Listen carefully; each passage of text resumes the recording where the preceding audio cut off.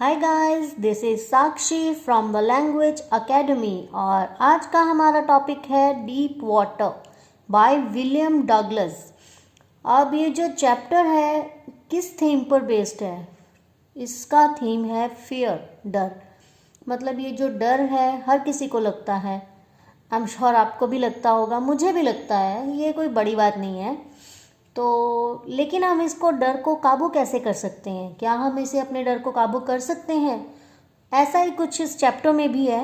ये जो William Douglas हैं, इन्होंने अपनी ऑटोबायोग्राफी में से ये टॉपिक चूज़ किया है जो हमारा प्रेजेंट चैप्टर है deep water.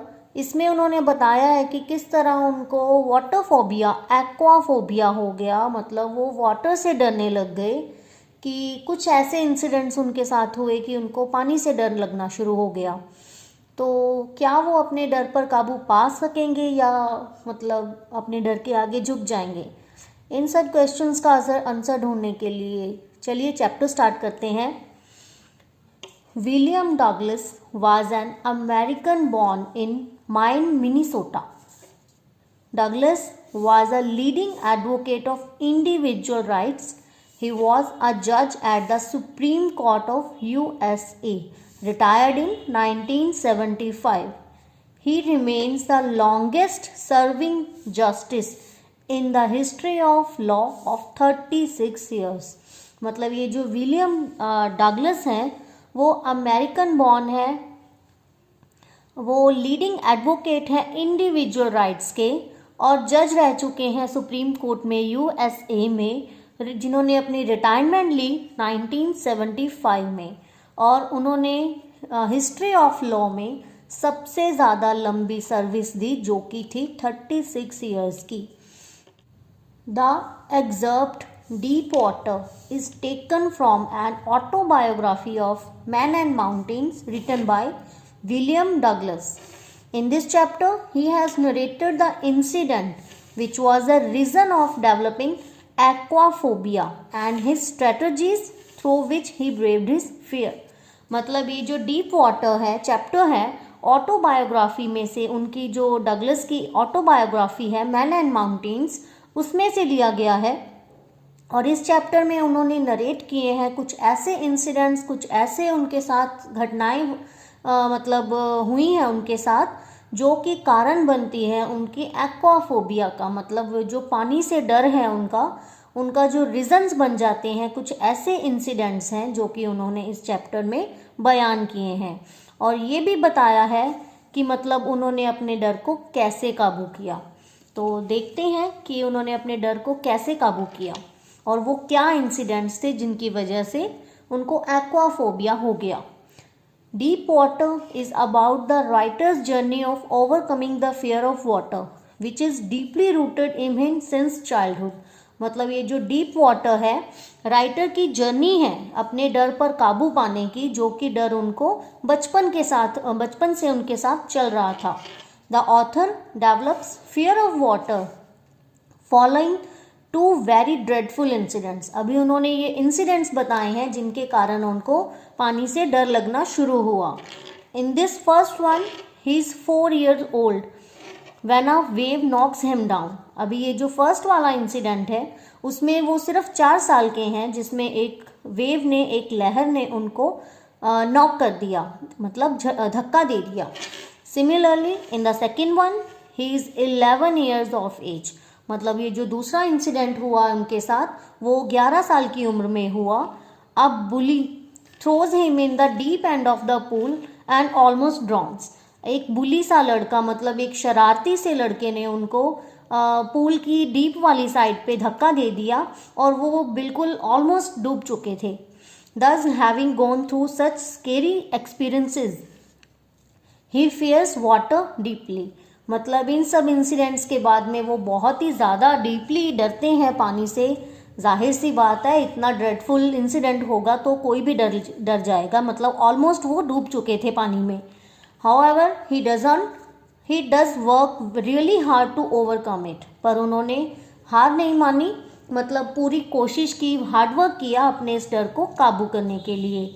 The author recollects his first encounter with his fear of water as a 4-year-old child. मतलब वो बताते हैं अभी जो फर्स्ट एनकाउंटर है जो कि उनके डर का कारण बना जब वो सिर्फ 4 साल के थे। His father had taken him to a beach in California. उनके फादर जो हैं कैलिफोर्निया में एक बीच है उनको वहाँ लेके जाते हैं। He held his father tightly. अब जैसे कि हर बच्चा करता है, डरता है 4 साल की उम्र में, मतलब वो उन्होंने अपने फादर को बहुत अच्छे से पकड़ रखा था, बहुत टाइटली पकड़ रखा था। हाउएवर अ वेव, लेकिन फिर भी एक वेव ने क्या किया, नॉक्ड हिम डाउन, मतलब उनको झटका दे के गिरा दिया। ही फेल्ट स्मोदर्ड एंड स्केयर, मतलब उनको बहुत ही ज़्यादा स्मोदर्ड फील हुआ। स्मोदर्ड का मतलब होता है घुटन महसूस होना, मतलब दम घुटने लग गया था उनको और वो जिससे बहुत ज़्यादा डर भी गए थे। जाहिर सी बात है 4 साल का बच्चा पानी से इतना तो डरेगा ही। When the author was 10 years old, he planned to learn swimming as fear of water prevented him enjoying all the activities related to water. मतलब ये जो ऑथर है जब 10 साल के हुए तो उन्होंने स्विमिंग क्लासेस लेने की सोची, क्योंकि जो पानी का डर है उनको रोक रहा था उनकी लाइफ की वाटर रिलेटेड एक्टिविटीज़ में पार्टिसिपेट करने के लिए। And it was no longer acceptable for him, और ये बात उनको बिल्कुल भी एक्सेप्टेबल नहीं थी कि अपने डर की वजह से वो अपनी लाइफ को एंजॉय नहीं कर पा रहे हैं। His strong desire to overcome his water phobia made him take swimming classes. उनकी जो स्ट्रॉन्ग डिज़ायर थी अपने डर को काबू करने की, उन्होंने उसको काबू करने के लिए क्या किया, स्विमिंग क्लासेस लेने के लिए सोचा। ही choose YMCA pool as it was safer than Yakima River. उन्होंने YMCA, अब ये जो YMCA है एक एसोसिएशन है, young man Christian church association, जो कि जून 6, 1844 में लंदन में बनाई गई थी और ये एक हेल्थ केयर एसोसिएशन है। मतलब उन्होंने YMCA पूल चुना बल्कि बजाय इसके कि याकिमा रिवर की। The pool was 2 feet at its shallow end and of 9 feet at the deeper end. एक तरफ पूल की गहराई 2 फीट थी और दूसरी तरफ 9 फीट थी। This time he took caution. तो अभी डर के कारण उन्होंने थोड़ी प्रिकॉशन ज़्यादा ली। He got a pair of water wings. He started regaining his confidence. तो मतलब वाटर विंग्स भी उन्होंने यूज़ किए, मतलब थोड़ा बहुत उनको कॉन्फिडेंस भी आने लगा था। But this newly found courage soon lost, पर ये जो नया नया उनके पास करेज आ रहा था, हौसला आ रहा था उनको, वो जल्दी ही वापस चला गया। An 18-year-old boy hurled him into the deep side of pool, मतलब एक 18 साल के लड़के ने उनको धक्का दे दिया डीप साइड पे, पूल की डीप साइड में उनको धक्का दे दिया। There was nobody close to pool, और पूल के पास कोई भी नहीं था जो कि उनकी हेल्प कर पाता। Douglas went to the bottom of the pool, मतलब वो बिल्कुल पूल की गहराई तक जा चुके थे, बॉटम तक जा चुके थे। He plan to push himself on touching the bottom of the pool, उन्होंने प्लान किया कि जैसे ही वो टच करेंगे फीट उनका बॉटम को, वो अपने आप को पुश करेंगे ऊपर की तरफ। But that seem to be a never ending fall, पर उनको ऐसा लग रहा था कि ये जो एंड है, मतलब ये जो फॉल है, गिरावट है, वो ख़त्म ही नहीं हो रही थी। These 9 feet appeared to him like 90 feet. ये जो 9 feet हैं उनको 90 feet के बराबर लग रहे थे। He felt uneasy and his lungs seemed to burst. As soon as he touched the bottom, he tried to jump, but it was very slow and all he could see was water. मतलब वो उनके जो फेफड़े हैं ऐसे लग रहा था जैसे फट जाएंगे, बहुत अनईजी सा फील कर रहे थे। जैसे ही उन्होंने बॉटम पर पहुंचे, उन्होंने कोशिश की पुश करने की अपने आप को, लेकिन वो झटका इतना ज़्यादा स्लो था कि वो पानी के अंदर ही रह गए। He felt extremely terrified and suffocated, जाहिर सी बात है पानी के अंदर सफोकेशन तो होगी, जिसको स्विमिंग नहीं आती होगी। He started making desperate efforts, अभी ये जो हाथ पांव चलाने वाली हरकत होती है पानी के अंदर जिसको स्विमिंग नहीं आती है, उन्होंने अभी वो वाले डेस्परेट एफर्ट्स करने शुरू कर दिए। His legs got stiff like lifeless objects, उनकी जो लेग्स हैं वो बिल्कुल ऐसे लग रहा था बेजान हो चुकी हैं। ही अगेन सैंक टू द बॉटम, दोबारा से वो सैंक बॉटम तक चले गए, डूब गए। His screams were lost in the water. अभी उनकी जो screams है, चिल्लाने की आवाज़ है, वो पानी के अंदर ही गुम हो चुकी थी. He got a throbbing pain in his head. His lungs almost gave up and he started feeling dizzy. मतलब ये जो उनके हेड में उनको बहुत ही भयानक सा पेन महसूस होता है, उनके लंग्स जो हैं जवाब दे चुके हैं, उनको ऐसा लग रहा है, और वो बहुत ही ज़्यादा डिजीनेस सी फील कर रहे हैं, बहुत ही ज़्यादा जैसे बेहोशी की हालत में होते हैं वैसा फील कर रहे हैं. तो ही वॉज पैनिक स्ट्रिकन, बहुत ही ज़्यादा पैनिक से सिचुएशन में होते हैं. He was going down endlessly, उनको ऐसे लग रहा था कि वो नीचे की तरफ ही जा रहे हैं, लगातार नीचे जा रहे हैं. He tried calling for help, but it was all in vain. मतलब उन्होंने हेल्प के लिए, मदद के लिए पुकार करने की कोशिश की, पुकारा लोगों को, लेकिन पानी के अंदर किसी को आवाज़ नहीं सुनाई दे रही थी, तो वो बिल्कुल व्यर्थ हो चुका था सब कुछ. Then fortunately he saw light. तो उसके बाद एकदम से उसको किस्मत से क्या दिखाई देती है, हल्की सी रोशनी दिखाई देती है. His eyes and nose came to the surface but then he sank again for the third time. उसकी आंखें और नाक बाहर आती हैं सरफेस के, तो देखिए बदकिस्मती देखिए, वो थर्ड टाइम भी डूब जाते हैं. Then he gave up all his efforts and accepted his destiny. अभी वो बिल्कुल थक चुके हैं, तो उन्होंने कोशिश करना बंद कर दिया, एफर्ट्स लगाने बंद कर दिए और अपनी डेस्टिनी पर छोड़ दिया सब कुछ.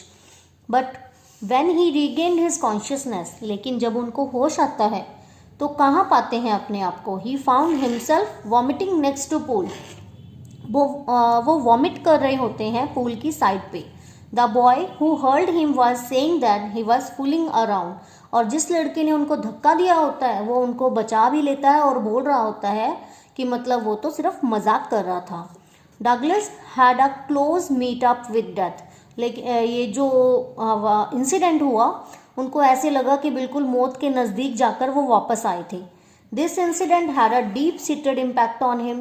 मतलब ये तो बहुत ही डरावना सा इंसिडेंट हो गया, तो ये तो जाहिर सी बात है कि उनके दिमाग पर, दिलो दिमाग पर इसका बहुत ही गहरा असर होता है. He avoided water whenever he could after that. और उसके बाद उन्होंने पानी वाली एक्टिविटीज़ को बिल्कुल ही अवॉइड करना शुरू कर दिया. But this fear did not let him relish the Joy of fishing, boating and swimming. लेकिन जैसा कि पहले भी हम पढ़ चुके हैं कि इस वजह से, इस डर की वजह से वो अपनी लाइफ की जो वाटर एक्टिविटीज़ हैं, फिशिंग हो गया, बोटिंग हो गई, स्विमिंग हो गई, उनको नहीं मतलब इंजॉय कर पा रहे थे. When Douglas grew old he was determined to overcome this fear. मतलब जब वो थोड़े मतलब बड़े होते हैं तो वो डिटरमाइन कर लेते हैं अपने आप को कि मतलब मुझे तो इस डर पर काबू पाना ही पाना है, दृढ़ निश्चय कर लेते हैं.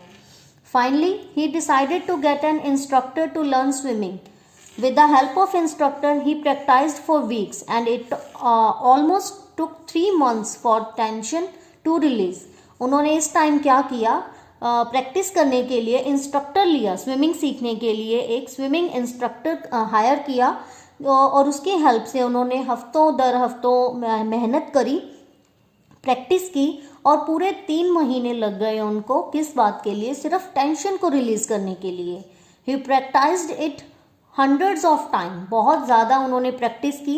Initially his legs got stiff but gradually he developed complete control on them. मतलब स्टार्टिंग में जैसे वो डर भी लग रहा था, डर की वजह से कह लीजिए, पानी की वजह से कह लीजिए, मतलब उनको स्विमिंग नहीं आती है उसकी वजह से कह लीजिए कि उनकी जो लेग्स हैं वो स्टिफ हो जाती थी. पर जैसे जैसे उन्होंने प्रैक्टिस की तो उनको अपनी लेग्स पर कंट्रोल हो गया.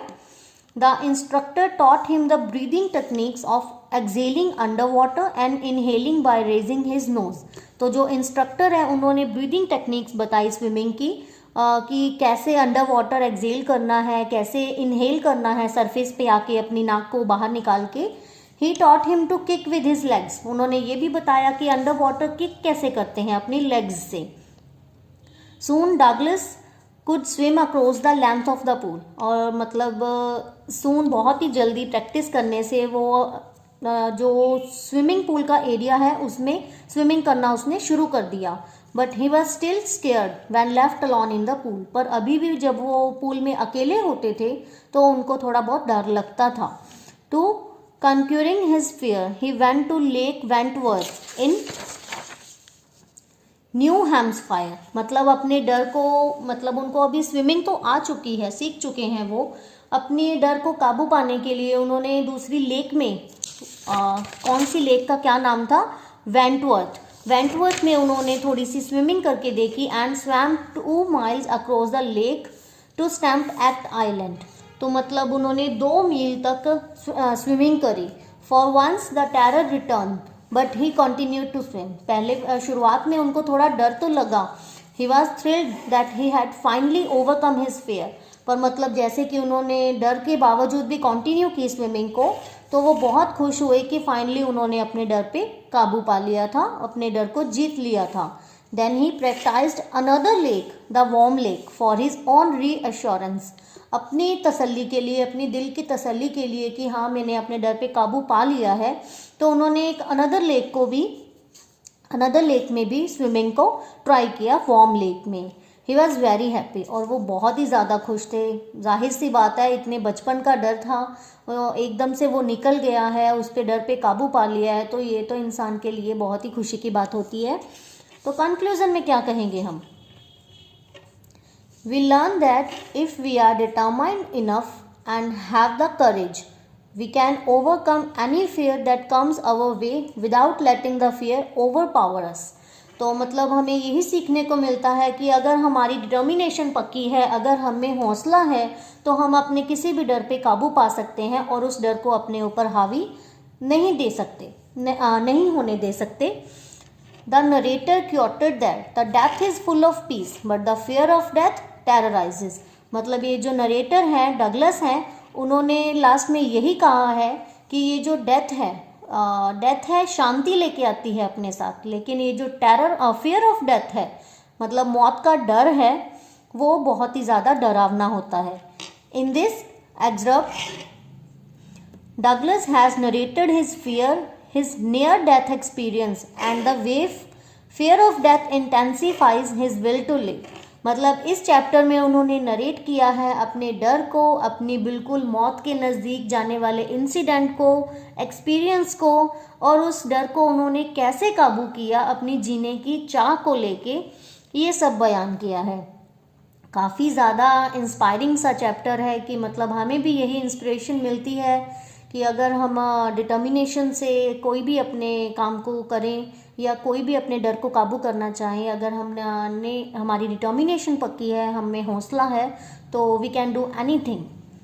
तो इसी के साथ हमारा आज का चैप्टर कंप्लीट करते हैं, और ये जो इम्पॉर्टेंट क्वेश्चंस है इस चैप्टर के, जो कि आपको एग्ज़ाम्स में काफ़ी हेल्पफुल हो सकते हैं। तो मिलते हैं जल्दी एक नए चैप्टर के साथ, एक नए स्टोरी के साथ।